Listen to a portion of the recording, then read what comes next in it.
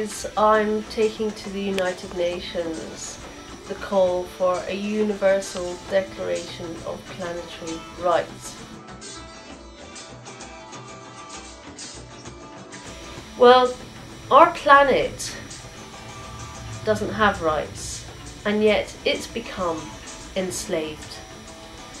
It's been taken by us humans and been abused. And we have a problem on our hands now because we are taking so much from the planet. We are creating excess greenhouse gases, mainly through extractive industries. That's oil, coal, concrete, steel making. They're the main ones. But also in other ways, we're polluting the planet through use of pesticides, through uses of various chemicals. And we have no way of protecting the planet with international legislation, international laws. If the planet had rights, the right not to be polluted, for instance, then we could fight for it. We could go into court and represent the planet on its behalf.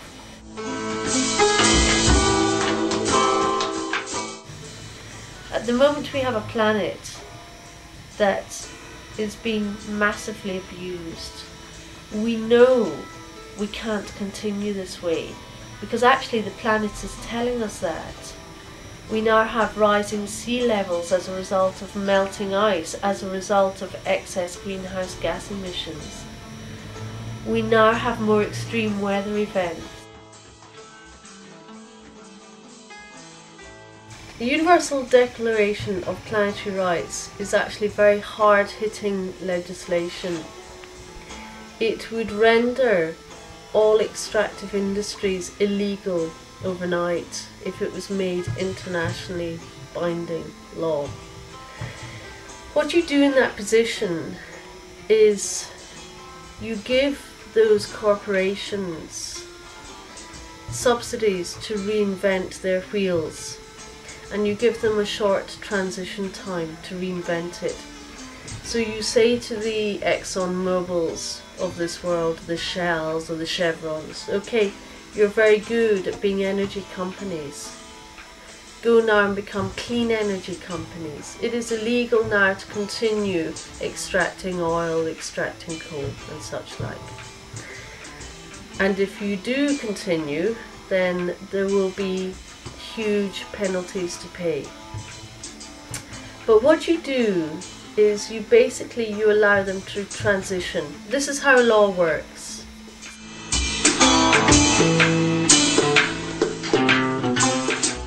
So you make it very hard hitting. You tell them it's illegal, you throw money at them to reinvent their wheels. It's international, it's binding, it's trans-global, it's trans-boundary. This is not something that happens country by country, but it happens worldwide, yes? And what you do is you basically say, all right, now we have emergency provisions and we will move very fast and we will create an international environmental crimes tribunal which will sit in somewhere like The Hague or Geneva, and we will take you, Mr. Big Corporation, to court if you fail to comply within this 2-3 year period. At the moment we play around with limited percentages, 20% renewables by 2020. Well, that's rubbish. Our use of greenhouse gases is escalating. We're creating even more. This is a load of rubbish. We have to turn around and say it has to stop. And a Universal Declaration of Planetary Rights is a very big, very bold step that will advance and help what we need to do, and we need to do very fast.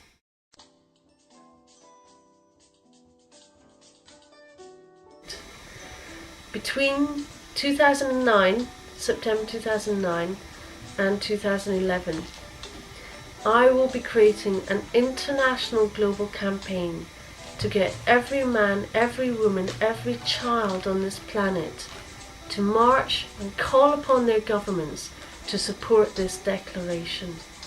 This is hugely important, and it will come from the people. We will make this happen.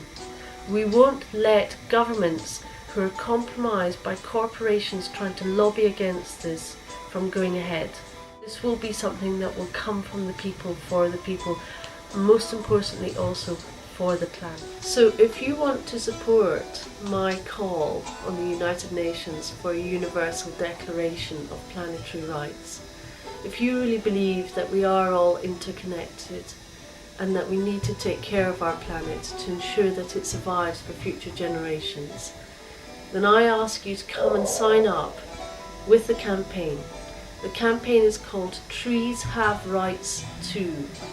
So go and Google Trees Have Rights Too and put your name and support our call upon the United Nations for a Universal Declaration of Planetary Rights. Thank you.